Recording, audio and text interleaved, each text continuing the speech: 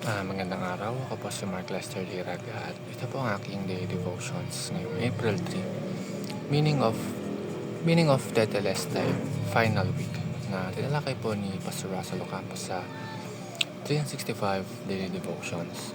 At ang Bible verse po yung araw ay galing sa John chapter 19 verse 28 to 30. The death of Jesus.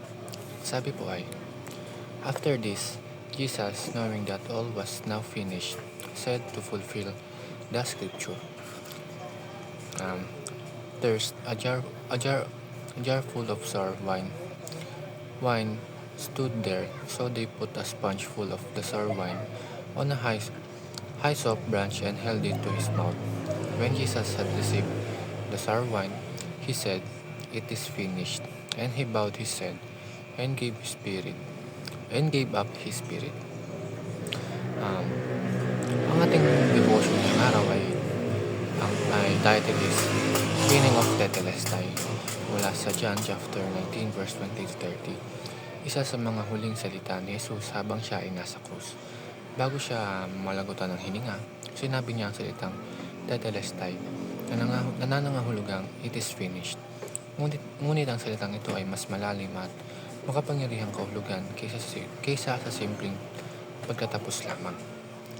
At yan pasok ang ating tatlong katuruan.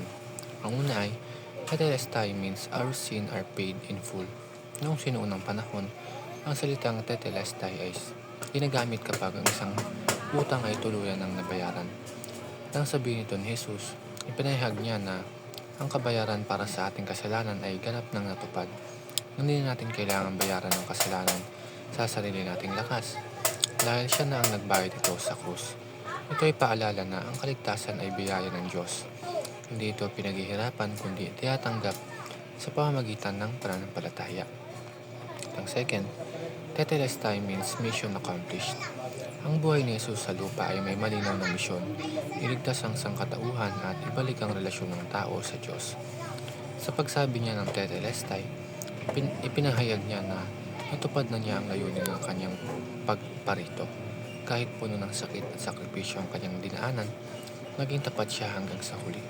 Pinapakita nito sa atin na ang pagsunod sa plano ng Diyos, kahit mahirap, ay may makabuluhang bunga. At ang last, Tetelestai means the new covenant has begun. Sa pamamagitan ng kamatayan ni Jesus, nagsimula ang bagong tipan sa pagitan ng Diyos at ng tao. Hindi na tayo lalapit sa Diyos sa pamamagitan lamang ng mga ritual o sakripisyo, kundi sa pamamagitan ng relasyon kay Kristo.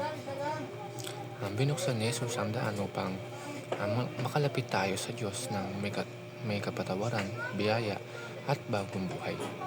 Mga kapatid, ang salitang Tetelestai ay hindi salita ng pagkatalo, kundi sigaw ng tagumpay. Sa mata ng mundo, tila natalo si Jesus sa krus. Ngunit sa totoo, doon naganap ang pinakadakilang tagumpay ng pag-ibig ng Diyos. Ngayong araw, alalahanin natin na hindi tayo nabubuhay sa guilt o condemnation dahil ang kasalanan ay binayaran na ni Kristo. Ang hamon sa atin ay mamuhay bilang mga taong pinalaya at binigyan ng bagong pag-asa. At tandaan natin, dahil sa Tetelestai, ang ating nakaraan ay pinatawad, ang ating kasulukuyan ay binabago, at ang ating hinaharap ay may pag-asa kay Jesus. Yun lamang po.